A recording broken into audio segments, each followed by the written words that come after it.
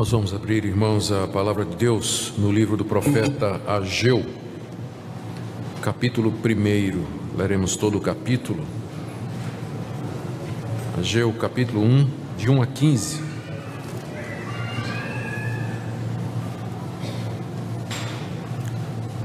Ageu, juntamente com Zacarias e Malaquias, são chamados profetas do pós-exílio. Eles profetizaram em Israel quando o povo havia retornado do cativeiro babilônico. O ministério deles foi durante a reconstrução do templo da nação. Ageu, capítulo 1, verso 1 ao 15. No segundo ano do rei Dario, no 6º mês, no primeiro dia do mês, veio a palavra do Senhor por intermédio do profeta Ageu a Zorobabel, filho de Salatiel, governador de Judá, e a Josué, filho de Josadaque, o sumo sacerdote, dizendo: Assim fala o Senhor dos Exércitos. Esse povo diz: não veio ainda o tempo em que a casa do Senhor deve ser edificada. Veio, pois, a palavra do Senhor por intermédio do profeta Ageu, dizendo: acaso é tempo de habitardes vós em casas apaineladas, enquanto esta casa permanece em ruínas? Ora, pois, assim diz o Senhor dos Exércitos: considerai o vosso passado. Tendes semeado muito e recolhido pouco. Comeis, mas não chega para fartar-vos. Bebeis, mas não dá para saciar-vos. Vestis-vos, mas ninguém se aquece. E o que recebe salário, recebe para pô-lo num saquitel furado. Assim diz o Senhor dos Exércitos: considerai o vosso passado. Subi ao monte, trazei madeira e edificai a casa. Dela me agradarei e serei glorificado, diz o Senhor. Esperaste o muito, e eis que veio a ser pouco. E esse pouco, quando o trouxeste para casa, eu com um assopro dissipei. Por quê? Diz o Senhor dos Exércitos: por causa da minha casa, que permanece em ruínas, ao passo que cada um de vós corre por causa de sua própria casa. Por isso os céus sobre vós retêm o seu orvalho, e a terra os seus frutos. Fiz vir a seca sobre a terra e sobre os montes, sobre o cereal, sobre o vinho, sobre o azeite e sobre o que a terra produz, como também sobre os homens, sobre os animais e sobre todo o trabalho das mãos. Então Zorobabel, filho de Salatiel, e Josué, filho de Josadaque, o sumo sacerdote, e todo o resto do povo atenderam a voz do Senhor, Deus, seu Deus, e as palavras do profeta Ageu, as quais o Senhor, seu Deus, o tinha mandado dizer. E o povo temeu diante do Senhor. Então Ageu, o enviado do Senhor, falou ao povo segundo a mensagem do Senhor, dizendo: eu sou convosco, diz o Senhor.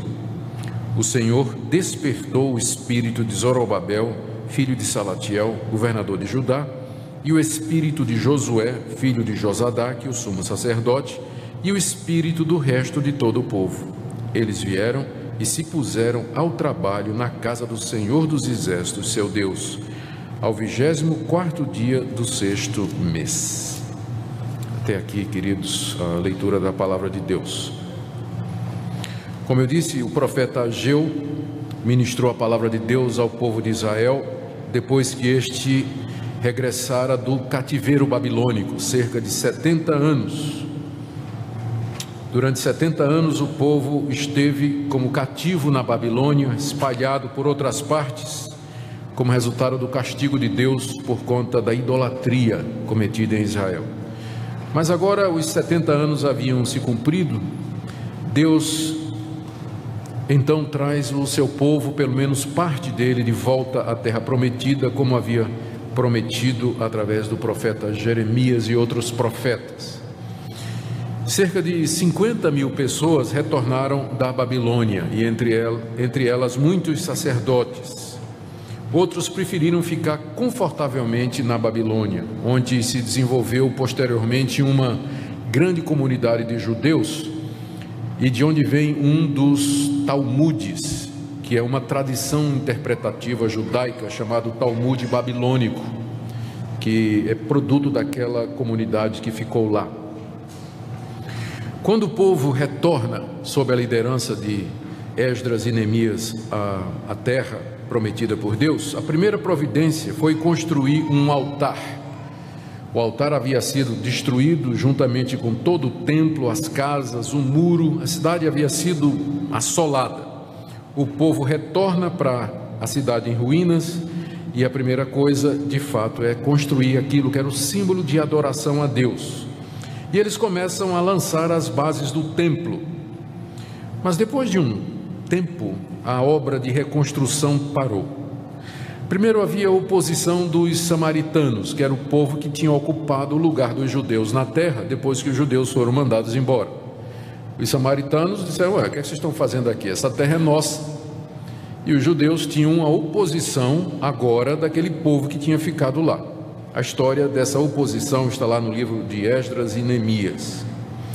Além disso, havia também o problema financeiro que se agravava.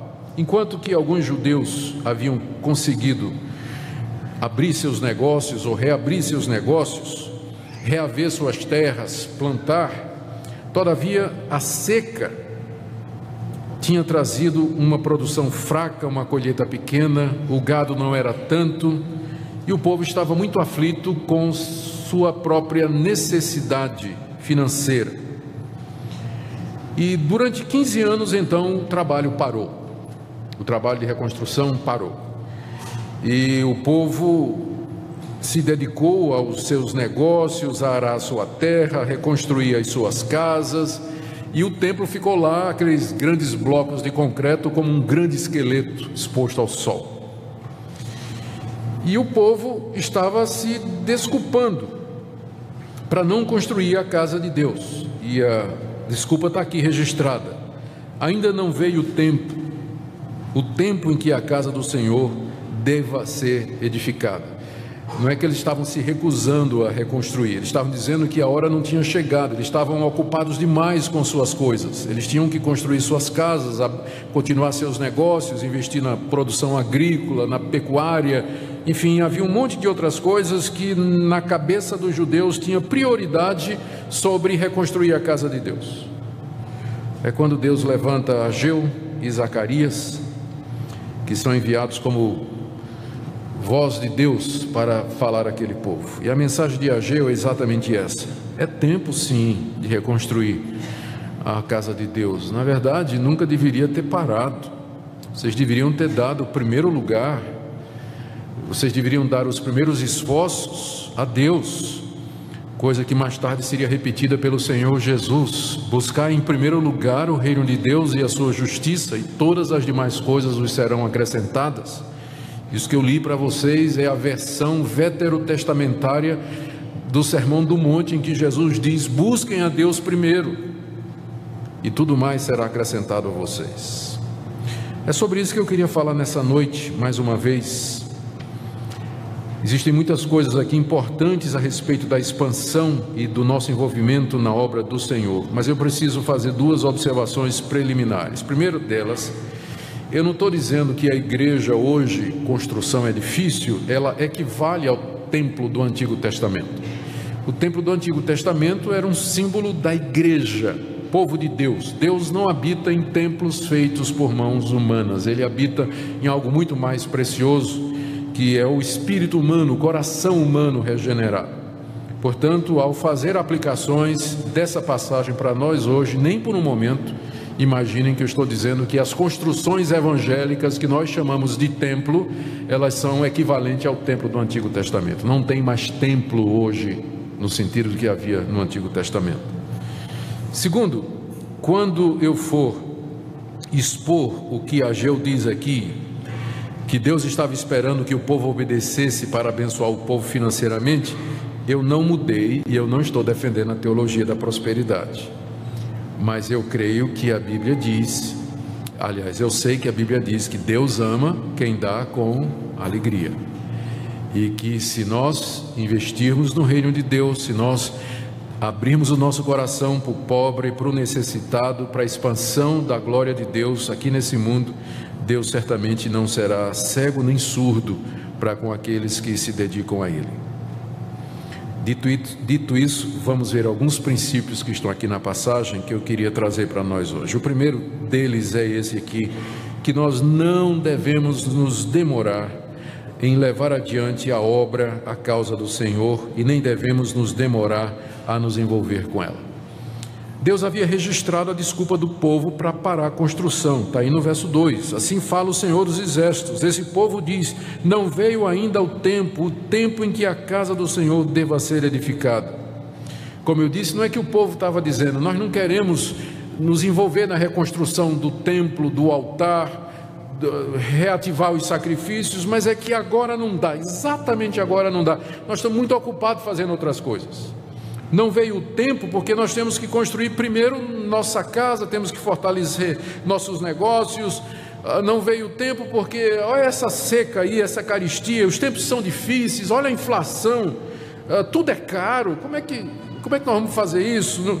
Não veio o tempo ainda porque não veio o tempo, porque o tempo que eu tenho é para as minhas coisas. Era isso que o povo estava dizendo. E por 15 anos eles usaram essa desculpa, não veio o tempo, não está na hora, vamos esperar mais um pouco, vamos esperar mudar a situação, enfim, e o tempo estava passando e o templo continuava lá do jeito que estava, sem poder ser usado. Nós precisamos ter cuidado, irmãos, em não cair no mesmo erro. Num certo sentido, Deus tem pressa. Há milhares de pessoas ao nosso redor, nessa cidade, que morrem em trevas, sem luz. Milhares de jovens iludidos pela sedução das seitas, do ateísmo, que perdem sua fé nas universidades. Centenas de pessoas absolutamente em trevas e sem conhecimento da verdade. E nós dizemos, não é tempo ainda, não chegou a hora de irmos em frente, espalhar a obra de Deus. Essa passagem, esse capítulo 1 de Ageu tem sido comparado ao capítulo 28 de Mateus, a grande comissão, ide por todo mundo, pregai o Evangelho.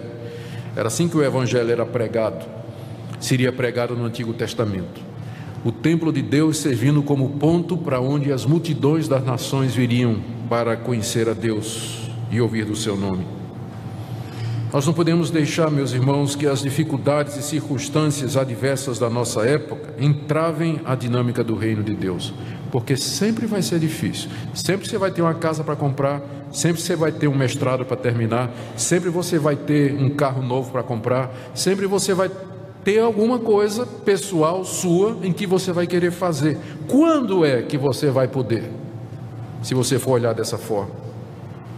Não vamos cair no mesmo erro. Não vamos esfriar o nosso ardor, não vamos encurtar a nossa visão, não vamos encolher a nossa mão e não vamos fechar o nosso coração e o nosso bolso para aquilo que é prioritário na nossa vida, que é de fato a obra de Deus. E isso me leva para o segundo ponto, que está óbvio aqui na passagem, que é esse.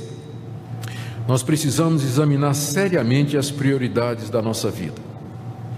Veja a pergunta penetrante que Deus faz através do profeta Ageu, nos versos 3 e 4. Veio a palavra do Senhor por intermédio de Ageu, dizendo: acaso é tempo de habitardes vós em casas apaineladas, enquanto essa casa permanece em ruínas? Essa casa era o templo. Deus está fazendo uma comparação entre a casa dele, que no Antigo Testamento era o templo, e a casa dos judeus, que estava dizendo, ainda não chegou o tempo de construir a casa de Deus. Aí Deus disse, tá bom, não chegou a hora de construir a minha casa, mas de colocar painel de madeira no teto e nas paredes da casa de vocês. Para isso vocês têm tempo, vocês têm dinheiro, mas para a minha casa vocês não têm. A gente tem que examinar as prioridades da vida. Temos que examinar aquilo que tem que ocupar o primeiro lugar em nossa vida. Qual era o pecado do povo? A prioridade daquele povo tinha que ser a casa de Deus, pois era ali que os sacrifícios eram oferecidos a Deus. Ali o Yom Kippur acontecia, o dia da expiação, em que o sumo sacerdote entrava no santuário, no Santo dos Santos, trazendo sangue de um cordeiro degolado para pedir a Deus perdão pelos pecados de toda a nação. Era ali que o povo expressava gratidão a Deus pelo retorno do cativeiro. O povo tinha acabado de experimentar uma grande bênção da parte de Deus, que foi o retorno para a terra prometida. E agora não era tempo de mostrar gratidão a Deus? Ainda não tinha chegado a hora. A prioridade era a casa de Deus, pois eles eram do Senhor. Deus era o Deus deles. Eles tinham que dar a Deus o primeiro lugar. É isso que o primeiro mandamento dizia: não terás outros deuses diante de mim. Eu sou o primeiro lugar na vida de vocês. Essas desculpas, não é o tempo, ainda não é a hora, as dificuldades financeiras, eu tenho prioridade, tudo isso eram desculpas falsas. Na verdade, o problema do povo era espiritual. O problema do povo era falta de amor a Deus, falta de gratidão a Deus e falta de reconhecimento por tudo que Deus lhes havia dado. O que o profeta está dizendo, na verdade, o que Deus está dizendo através do profeta, é mais ou menos isso. Vocês deveriam lembrar por que vocês estão de volta, por que vocês estão na terra. Tudo que vocês têm procede de mim. Eu sou o autor de todas as coisas boas, como mais tarde Tiago diria: toda boa dádiva e todo dom perfeito são lá do alto, descendo do Pai das luzes, em quem não há mudança nem sombra de variação. Tudo que nós temos é de Deus, então sempre a Ele o primeiro lugar. Por isso, meus irmãos, precisamos ter cuidado para não cair no mesmo erro daquela geração. Tudo que foi escrito para nossa edificação. A obra de Deus, a sua causa, a expansão do Evangelho tem que ter prioridade em minha vida, porque foi através do Evangelho que você foi perdoado, que você conheceu a Deus, conheceu a Jesus Cristo e recebeu o dom da vida eterna. Se de fato o Evangelho é prioridade para você, se você já foi alcançado pelas bênçãos de Deus, investir no reino de Deus deveria ser prioridade, como o apóstolo Paulo certa vez disse à igreja de Corinto: se nós semeamos a vocês as bênçãos, as coisas espirituais, seria muito recolher de vocês as materiais. Se vocês foram abençoados, se vocês ouviram, se são edificados, será justo e correto, e eu pergunto isso diante de Deus, cada um de vocês, será justo e correto nós investirmos somente em nossos negócios, casas, carros, propriedades, estabilidade, lazer, viagem, e deixar a obra de Deus sem envolvimento? Qual é a prioridade da sua vida? Estamos contribuindo para a obra de Deus na mesma medida em que Ele nos tem abençoado? Estamos investindo no reino de Deus proporcionalmente àquilo que Ele nos tem dado? Essa é a pergunta que o profeta faz como porta-voz de Deus ao povo. É tempo de vocês investirem nas coisas de vocês, mas na minha casa não é? Essa é a pergunta que levanta essa questão de examinarmos as prioridades da nossa vida. Terceiro ponto, e aqui eu preciso ter cuidado para não ser confundido com um pregador da teologia da prosperidade. Eu acho que não tem esse risco, né? O ponto é esse: que a nossa estabilidade financeira dependerá em grande parte da prioridade que nós dermos ao reino de Deus. Eu penso que a Bíblia ensina esse princípio. Veja, Deus aqui faz uma chamada ao povo para considerar seriamente a sua história, versos 5 e 7 a 7. Assim diz o Senhor: considerai o vosso passado, dá uma olhadinha para trás, diz o Senhor. E no verso 6 ele diz: vocês semearam muito, colheram pouco. Vocês comem, mas não se fartam. Vocês bebem, mas ficam com sede. Vocês se vestem, mas continuam com frio. E o salário que vocês recebem parece que vem num saco furado. Sai do banco, quando chega em casa já não tem mais nada. No meio do caminho, conhece a sensação? Deus diz: olha aí a vida de vocês. De onde vem isso? Vocês trabalham, o resultado é pouco e o pouco não satisfaz. O que Deus está dizendo aqui é o seguinte: que os judeus estavam passando por aquele período difícil de seca, de carestia, de fome, de inflação e tudo mais, exatamente porque eles não tinham dado o primeiro lugar a Deus e a sua justiça, e portanto as outras coisas não foram acrescentadas. Já era a mão de Deus pesando sobre o seu povo, dizendo: as prioridades de vocês estão erradas. Eles plantavam muita terra, porém a colheita era pouca. Comiam e bebiam, mas continuavam com fome e sede. As roupas não aqueciam e o salário escorria entre os dedos. E a causa é essa. Veja como ele continua isso no verso 9: esperastes um muito, e eis que veio pouco. E esse pouco, quando trouxeste para casa, eu com um assopro dissipei. Por quê? Diz o Senhor. A razão está aqui, ó. Por causa da minha casa, que permanece em ruínas, ao passo que cada um de vós corre por causa da sua própria causa. O que o Ageu está dizendo aqui para o povo é o seguinte: vocês sabem a razão por que vocês estão trabalhando muito, ganhando pouco, e depois, mesmo que vocês tenham, vocês não conseguem desfrutar, porque essa é a pior parte. São dois castigos, eu não sei qual é o pior. Primeiro é quando o que você recebe vem num saco furado. Todo mundo sabe essa experiência, né? Você até ganha bem, mas naquele mês o carro quebra, aí vai, né? Filho manda o telegrama famoso dizendo: papai, estou precisando de... Aí você já sabe, pior que quando não é o filho, é o genro, né? Aí você já sabe como é que a coisa vai.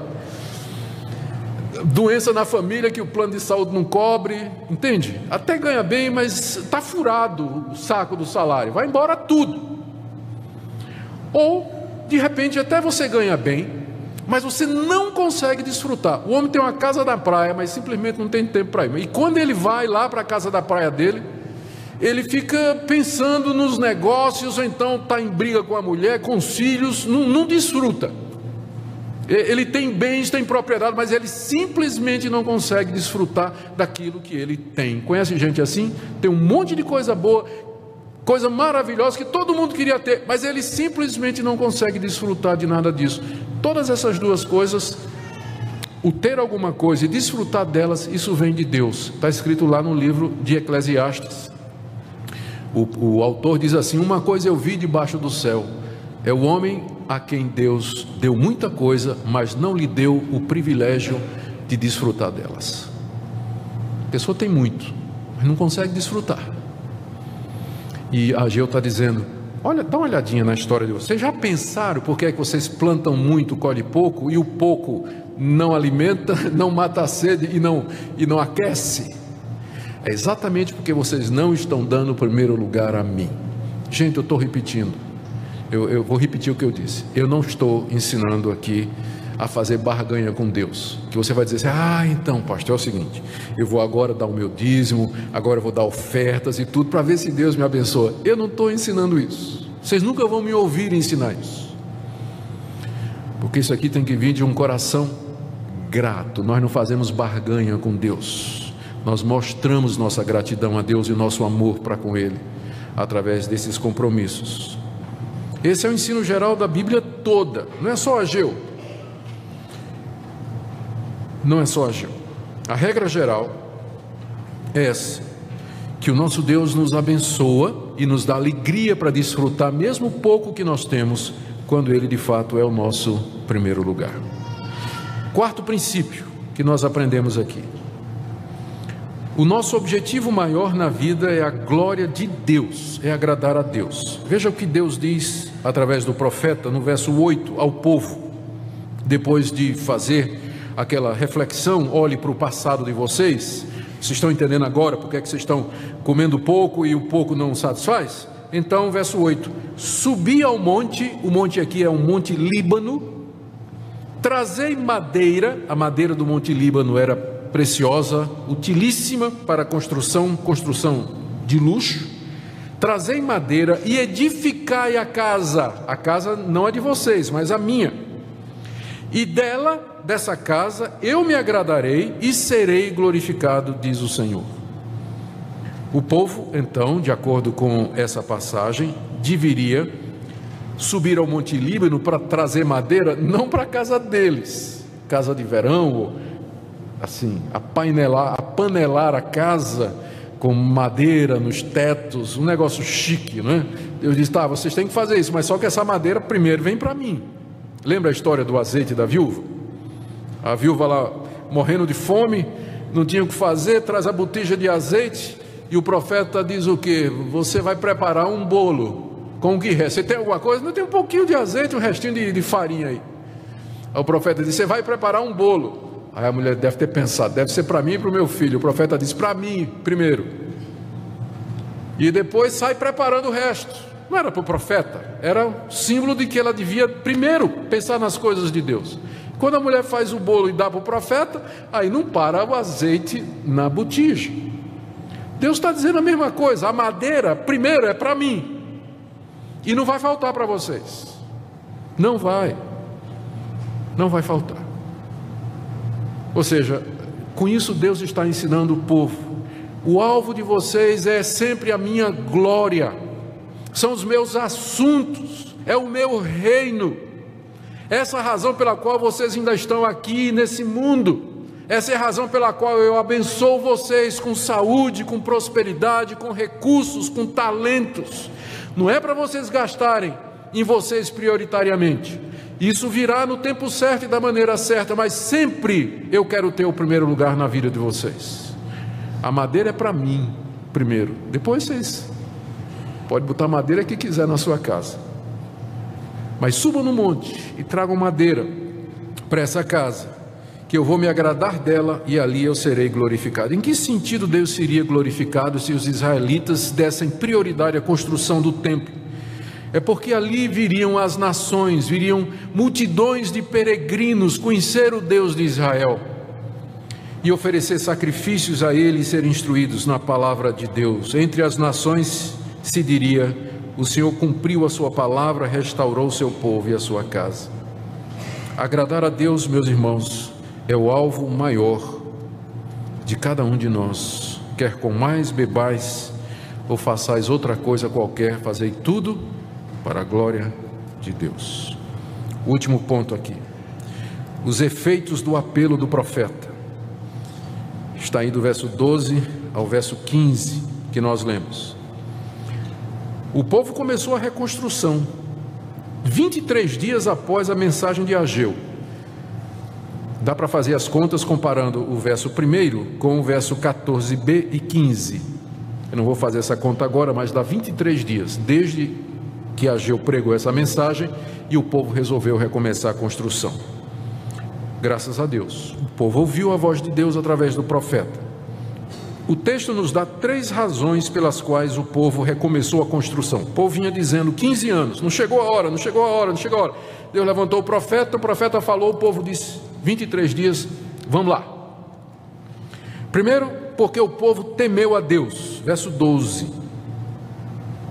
Zorobabel e Josué e todo o resto do povo atendeu a voz do Senhor seu Deus. E o povo temeu diante do Senhor.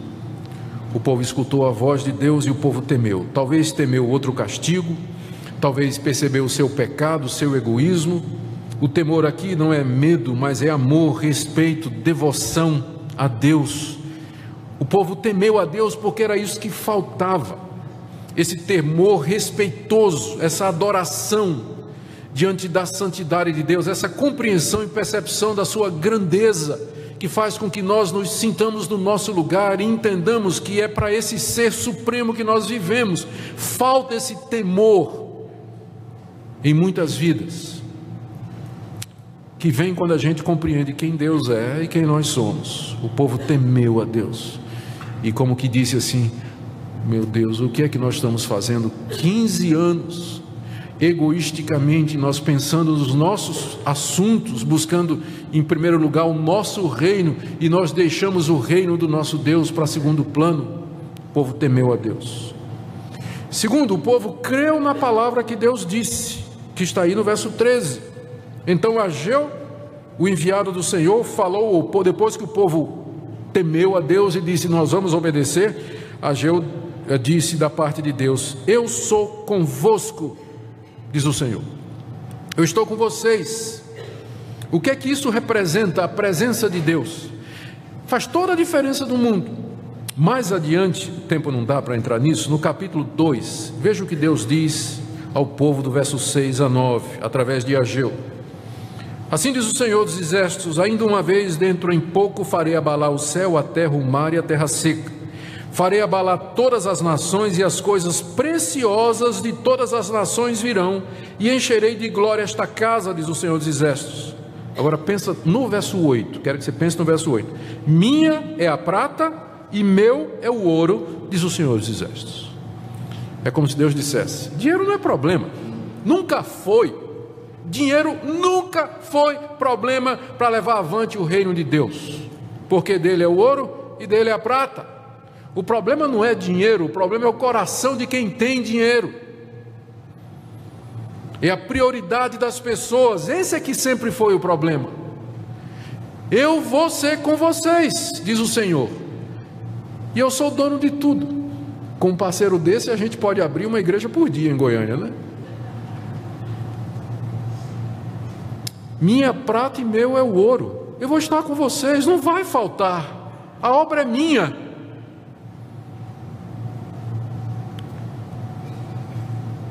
Vai depender, naturalmente, se vocês vão obedecer o que eu estou dizendo. Se vocês vão ouvir a minha voz e parar com essas desculpas. Ainda não chegou o tempo, ainda não chegou o tempo. Terceira causa dessa mudança de atitude no povo está no verso 14 do profeta Ageu. O Senhor, capítulo 1, verso 14. O Senhor despertou o espírito de Zorobabel. Zorobabel era o governador. Despertou o espírito de Josué. Josué era o sumo sacerdote. E o espírito do resto do povo, eles vieram e se puseram ao trabalho. Nós temos que admitir que a razão pela qual o sermão de Ageu funcionou não era porque Ageu era um grande pregador, mas é porque Deus usou a pregação de Ageu para tocar no coração do povo. Porque se Deus não levantar, a palavra aqui é despertar o espírito do povo, se Deus não despertar o espírito dos líderes, Zorobabel, que era o governador, Josué, que era o sumo sacerdote, a obra de Deus não vai para frente. Deus não somente tem todos os recursos, como Ele também tem a condição de mover o coração das pessoas. E é isso que nós pedimos a Deus nessa noite, que Ele, que tem todo o ouro e toda a prata e todos os recursos, mova o seu coração e o meu, para que nós entendamos que a razão pela qual nós estamos aqui nesse mundo é para usarmos os recursos que Deus nos deu para a glória dEle, em primeiro lugar, sem prejuízo, é claro, do sustento da minha família, mas sempre dando a Ele o primeiro lugar. O nosso Deus é o mesmo hoje e será sempre assim. Os princípios são os mesmos e Ele estará conosco sempre.